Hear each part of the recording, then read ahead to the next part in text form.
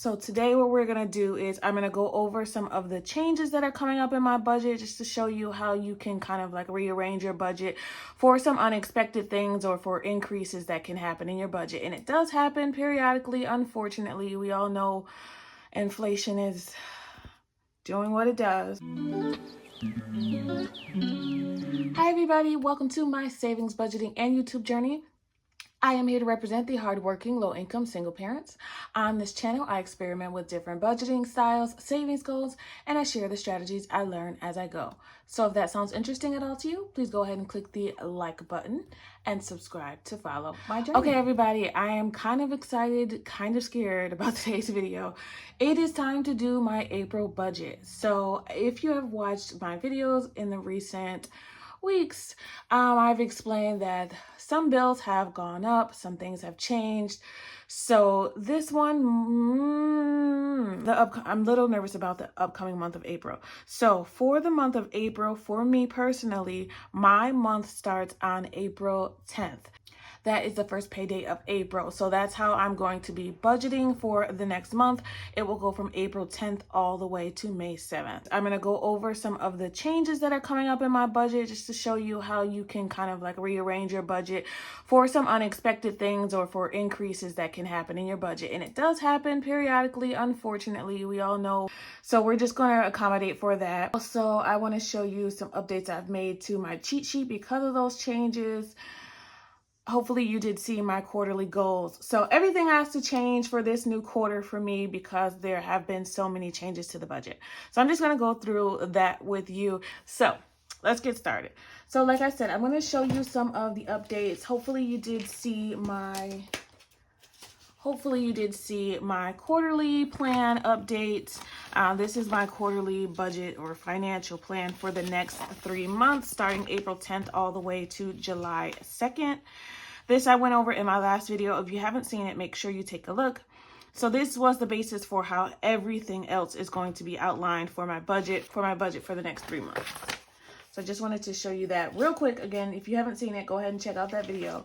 This is my new cheat sheet. So if you have not seen my cheat sheet video, make sure you look at that too. This is something that I use every single time I do my budget. And I do my budget monthly and bi-weekly. Yes, it's probably not necessary for everybody, but for me, if I don't do it, something's going to get missed. I just know it because it's happened before. So I use this cheat sheet. It shows me, what I'm putting in savings every 2 weeks, the bills that I need to pay, their dates. The little asterisks are that I have to pay them manually. Everything else is automated. I have my semi-annual bills. This I laid out differently this time for this quarter because I made a mistake and almost missed the April life insurance that was due on the 1st. I did pay that just in time, so that should have been part of the March budget and it was not. So I want to make sure I have this laid out throughout the whole year when these semi-annual things are going to come up. Change to the variable fund, change to the cash envelopes. I'll go through that. I put a money mantra here, well, quite a few, just some things that I looked up online. Things that I want to repeat to myself when I'm feeling down, like for this budget was kind of challenging. And then I added my savings challenges to my cheat sheet, which was not there before. But I feel like if I'm going to be actively, charging after these goals, I need to see it. I need to see it as much as possible. It needs to be in my face and reminding me I am going full charge ahead with these goals. I'm not letting these crazy amounts of bills in this low income stop me from what we need to do because the future is going to come no matter what. So we got things we want to do. Anyway, and then here I always have this income and expense estimate breakdown of what I generally want money to go to every month. All right, so now on to the April budget. So the first thing that I like to do for the budget is to write down my calendar where everything is going to come from. So like I said, my monthly budget is not based on the calendar year like most people's probably are. Mine is based on my paychecks. That's the whole idea of the A and B paycheck separation that I use. Again, this is just so I can kind of sort out the money and even out my bills per pay period because, I don't want one to be bill heavy and one to not be. If I did not separate some of these bills, one of my paychecks just would be completely down to zero and I wouldn't have enough to like eat. So so that's why I sort out the A and B. I've been doing that for like a decade and it works. So that's why my calendar is set up that way. So the beginning of the month bills for April were already in March's budget, so they have already been paid. April will start on the 10th. This is the first pay period, so I get my first paycheck in April on the 10th, which will bring me to the 23rd. My second paycheck I get paid on the 24th, which will bring me all the way to May 7th. So this is why the calendar is very key for me, because I need to know what paycheck, is going to pay what. So I've already written down and calculated the expenses for paycheck A will amount to $738 and the expenses for B $712. So for the month, I estimate that my expenses will be $1,450. I had to make some changes. So that was the old estimate. So the new estimate is $1,450, which really quickly, if I just do that math, leaves me with $1,500 to pay for groceries and all that other good stuff. So let me show you the changes I've made just right in the budget breakdown. So let's get to the April breakdown, and I'm going to do this on paper like I usually do for you guys, and then I'm going to show you how I decided to plug that into my binder. All right, here's the April monthly projection. Don't laugh at my handwriting. Yes, I write like a 3-year-old, but it gets the job done. So like I said, April 10th through May 7th. All right, I'm going to estimate that my income for paycheck A is going to be $1,475, and I'm going to estimate that paycheck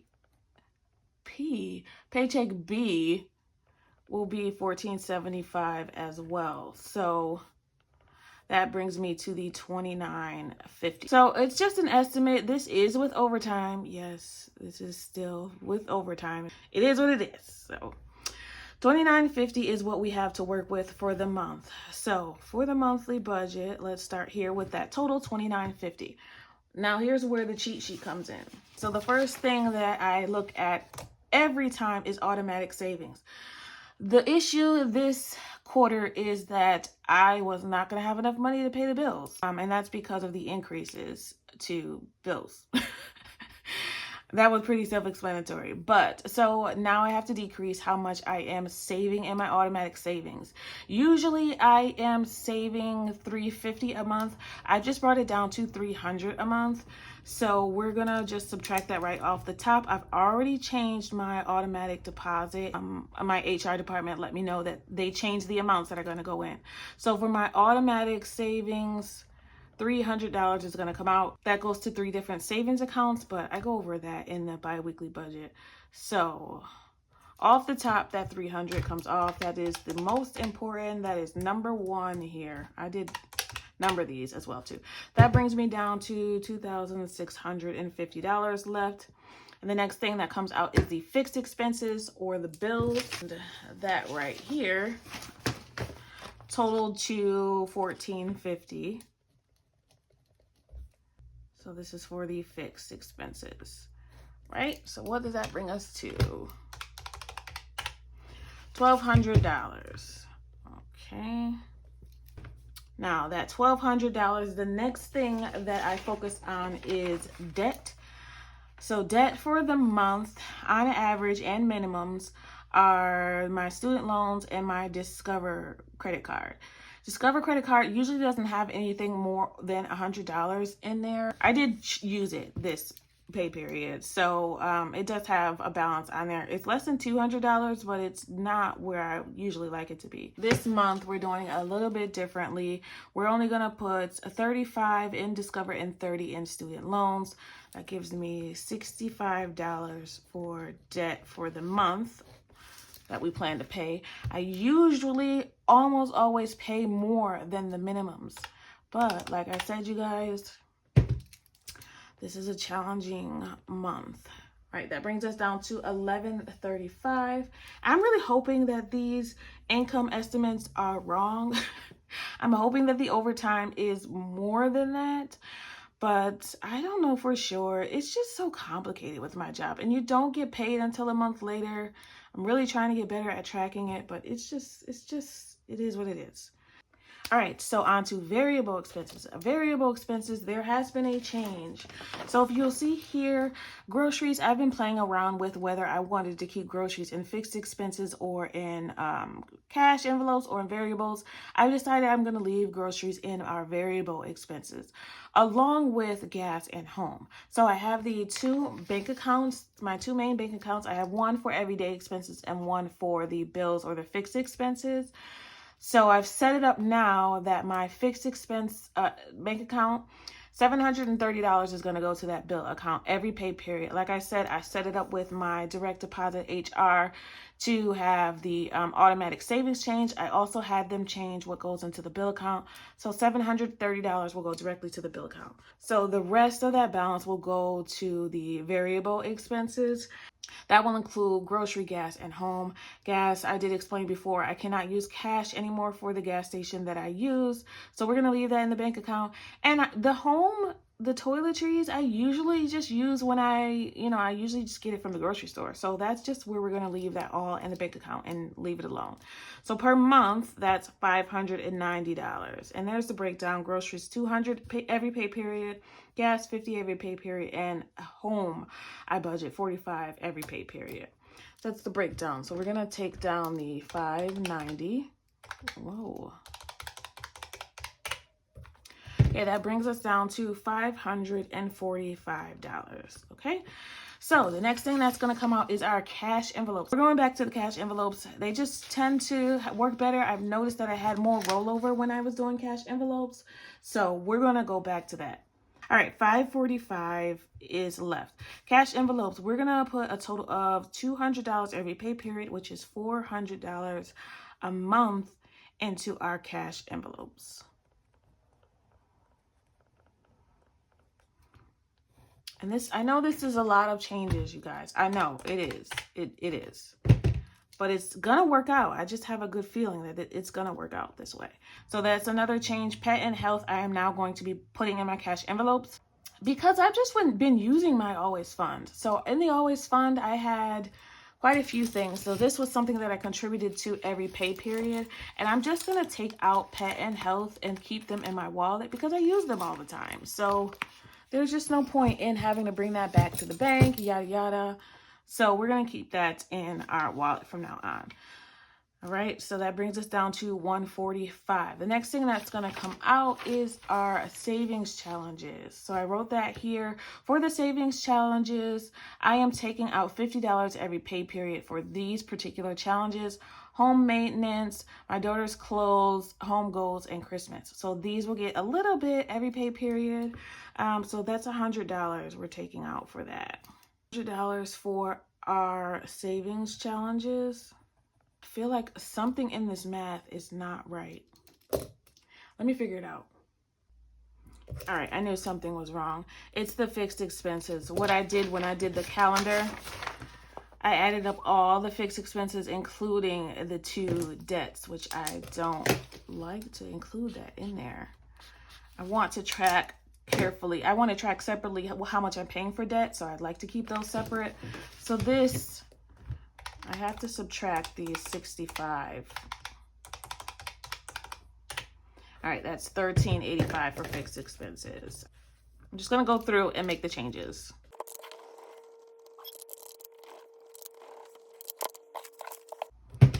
All right, and that's going to bring us down to $110. That's the correct amount. So for the savings challenges that I'm going to contribute to every pay period, I already explained these 1, 2, 3, 4 is going to get $50 every pay period and $100 a month. So we're taking $100 for savings challenges. And then we have our priority sinking fund. I'm just going to move Child's Beauty over to my daughter's binder. I mean, on payday, there's going to be a lot of moving around. So if you want to watch that cash stuffing, please do. There's going to be a lot of changes and moving around. So we're just going to leave her sinking fund for Child's Beauty in her binder. We're just going to get rid of that extra Always Fund binder because of the new way I'm doing my budget. The Always Fund is being retired. There will still be funds that I always contribute to. Like I said, these four and hers, you know, so it's just a change. It just wasn't a need for the extra envelope, especially because I'm getting rid of health and pet from there. All right, so for her, we're contributing $25 every pay period into that envelope. So we are $50 a month to her priority sinking fund. That is my only priority sinking fund. But I want to make sure that gets money first. So that leaves us with $60. Now, $60 for sinking funds. And that brings us down to a zero-based budget. So the sinking funds that I already know I want to contribute to, they're going to be birthday gift, and there's another one that I can't think of right now, but when I do my payday preps, which are my bi-weekly paycheck budgets, that's when you get to see, you know, exactly what each of these will go to, because that's when I'll know exactly how much my paycheck will be.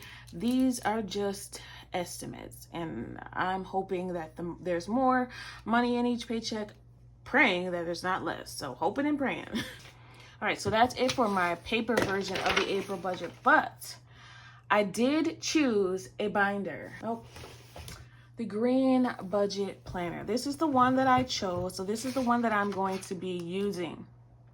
But since I wasn't sure yet, I kind of did the breakdown on paper. I took a copy of that planner, but my dilemma is how I'm going to categorize my budget. So I do have monthly budget categories, and I got this idea from the Budget Mom. She has like a category map. You can find that on her website. I think that one's free. I don't know. I bought some things too. So you can print that out. It just gives you categories that you can write down, and then you put in subcategories, like what you want to go into each of those categories.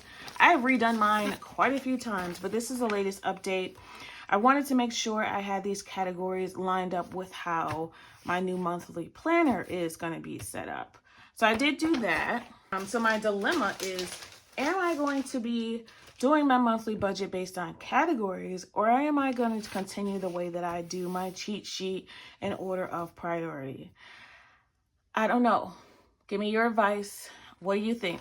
So here is a breakdown. I mean, it comes out to be the same thing, but it's more about how I want to track it. For the month of April, I did it both ways. So I kind of did it in the category way, the budget category way, so that I can see how much I'm spending in each area. And then I realized that this one of the reasons that I loved it is because it had the spend analysis. I called it a spend dial. It's a graph. I don't know why I was calling it a spend dial, but that sounds more fun, spend dial. So you can write down your categories here, the amount, and then the percentage you're spending in each. So I don't need to do this. I don't need to do it that way. I don't really care for it this way. I don't know why. I just don't really like it this way. So I don't know why. I am going to try at one point using it this way, but for now, it's a new binder. I don't want to switch up too many things. So we're going to keep doing it the way that I've been doing it, which is this way. And then I can always, you know, do the math in the categories and do that spend analysis here, because this is important to me. This is the reason I bought a budget planner, is because I want to see my budget both ways. I want to see it how it's broken down for me, because this is easier for me to track, you know, what needs to stay in the bank account, what's coming out in cash, etc., etc. So for me, when I do my breakdowns on my budget sheet, I like this right side to be cash. So this, I know right at the top how much I'm taking out in cash. So we'll add these all up. That's how much is going to come out in cash. And the rest is going to be in the bank. So yeah. This is how I set it up. I erased it several times. Again, I didn't want to write it in here yet because I wasn't sure. I'm contemplating also whether, I'm talking a lot, I'm sorry, but I am contemplating also whether to go back and start at January, February, March, because I do have those sheets, and then start here for April, or just start in the beginning, start fresh in April, and then, you know, revisit a new calendar next April. we'll see. Please let me know your comments and your thoughts. So if you are looking for these binders that I reviewed, they are in my Amazon storefront. The link is always in the description box, so take a look for those. And I have an announcement. I am doing a giveaway. So this is the giveaway. And I am doing a loyalty giveaway this time. I appreciate all of my new viewers. Thank you so much. Please like and subscribe. Be here for some more giveaways in the future. There is going to be another one coming, so keep an eye out for that. I do not announce my giveaways in advance, but because it's spur of the moment, I'm going to give it to my lovely people out there. And I left the instructions on how to make a new password in here, so if you want that, this is the budget planner I decided not to go with, or one of the few. It has a lock on the front. Make sure you look at that video for a full breakdown, but it is very similar to the one that I'm using. This one is just portable. This is the monthly budget layout, but great for a beginner. This will be great for a beginner. Everything's already lined out for you. The question for the loyalty giveaway is, if you're an OG, what color was my daughter's first budget binder? What color was the first budget binder that I used for her? So you can always go back and look at the videos. So I guess it's kind of a free-for-all, but